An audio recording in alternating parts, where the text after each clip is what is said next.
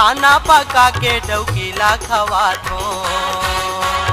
उठ के बिहनिया मैं खाना पका दो, खाना पका के डौकीला खवा दो। अंगना दूरा माँ मैं झाड़ू लगा थोड़े नहीं राखो, मैं नहीं राखो गौ की दूसर लाहू डौकी जांगर वाले राम करहिबू तका मोरे अंगना माया। जांगर वाले राम करहिबू तका मोरे अंगना मगा। घंटी के टिंटिन औहारन के पोपो पोपो पोपो पोपो।